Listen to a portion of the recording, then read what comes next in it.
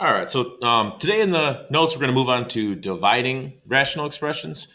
So I figured I'd start off with just reminding you how do you divide um, rational numbers. So, like when you have a fraction divided by another fraction, how do you simplify this? So the move you probably learned back in middle school, or even probably talked about it in like pre-algebra, algebra one, that type of stuff, is the you take the initial fraction and instead of dividing by 2/3, you do a little move we call invert and multiply. So we change this to a multiplication by inverting or turning this into its reciprocal. So this problem would be the exact same thing as doing 5/7 times 3/2. So changing this to multiplication and then flipping over this second fraction. At that point, this is now just a multiplication problem, which is what we talked about yesterday. And multiplication is awesome. Multiplication is the easiest fraction operation because you just multiply the numerators, so that'd be 15, and you multiply the denominators, and that would be then 14.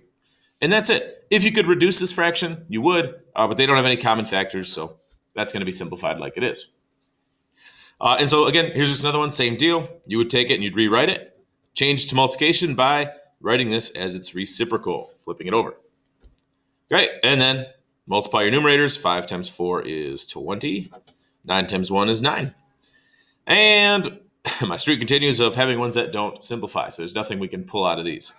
When I keep saying that, what I'm talking about is, let's say you did the problem and you had like 22 over 16. You'd look at that and you'd be like, oh, those are both divisible by 2.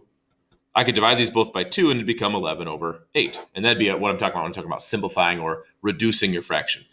Never leave your fraction like this. Always reduce it for any problem that says simplify, which is going to be everything we see for the remainder of this entire chapter. So always make sure you're simplifying any fractions that you have. So yeah, we'll see division today, and this is going to be pretty much the move we use.